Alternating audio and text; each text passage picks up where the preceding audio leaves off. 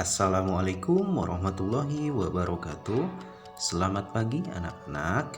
Semoga kita selalu diberikan kesehatan ya. Berjumpa lagi dengan kelas bahasa bersama Pak Asep Muhyiddin. Materi hari ini masih di bab 2, yaitu menceritakan kembali isi cerita fantasi yang dibaca atau didengar. Nah, setelah kemarin kita membahas tentang unsur-unsur dan jenis cerita fantasi, kali ini kita akan mencoba menceritakan kembali isi cerita fantasi yang dibaca atau didengar.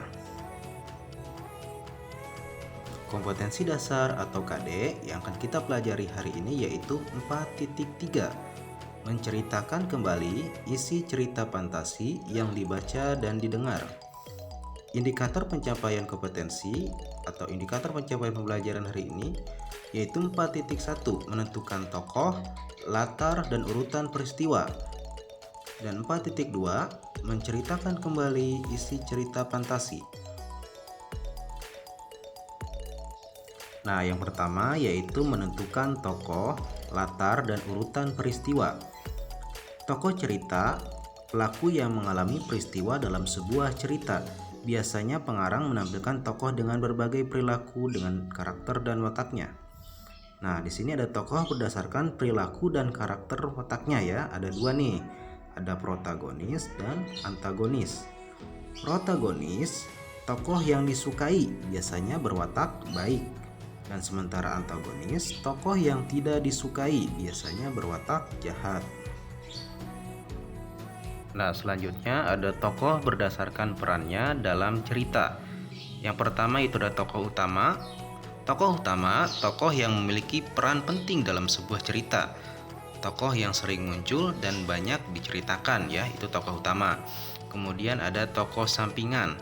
Tokoh sampingan, tokoh yang memiliki peran tidak terlalu penting dan paling sedikit direncanakan dalam sebuah cerita. Kemudian yang bagian B yaitu latar cerita. Latar cerita, tempat, waktu, serta suasana yang menjadi latar belakang sebuah cerita atau peristiwa.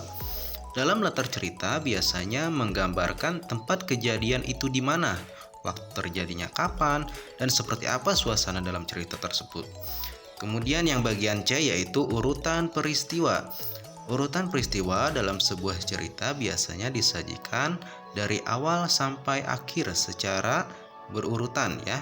Di situ ada rangkaian peristiwanya juga ya. Dan ada alurnya juga ya. Bisa alur maju dan juga alur mundur, itu terdapat dalam urutan peristiwa kejadian ya.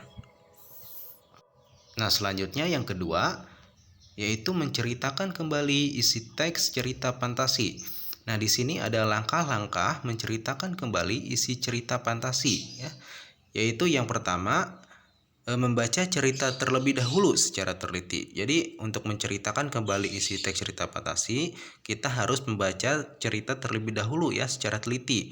Kemudian yang kedua, merangkum atau mencatat hal-hal yang dianggap penting dari cerita tersebut ya, seperti tokoh-tokoh dalam cerita, latar cerita, dan peristiwa dalam cerita. Kemudian yang ketiga, mengingat dan memuat kembali cerita tersebut dengan kata-kata sendiri. Setelah tadi dibaca ceritanya, kemudian dirangkum, kemudian kita ingat ya rangkuman tersebut dan dibuat dengan kata-kata kita sendiri ya. Tidak semuanya harus hafal ya. Yang penting apa yang ada dalam pikiran kita, kita ceritakan dengan kata-kata sendiri. Nah, yang terakhir, menceritakan kembali cerita tersebut ya. Tidak dihafal tapi diceritakan kembali dengan kata-kata kita sendiri itu ya. Nah, untuk tugas minggu ini kalian baca terlebih dahulu cerita fantasi yang berjudul Berlian Tiga Warna ya, yang terdapat dalam buku paket halaman 56 sampai 58. Setelah dibaca, kemudian ceritakan kembali menurut bahasa kalian sendiri ya, secara lisan, tidak dibaca lagi tapi diceritakan kembali menurut kata-kata kalian sendiri. Dibuat videonya, kemudian upload di media sosial kalian, baik itu Instagram, FB, atau YouTube. Lalu linknya kirim ke Bapak ya. Jika tidak punya media sosial, videonya kirim ke WA Bapak ya, secara japri juga nggak apa-apa lewat WA ya. Nah, baik itu saja yang dapat Bapak sampaikan. Terima kasih. Wassalamualaikum warahmatullahi wabarakatuh.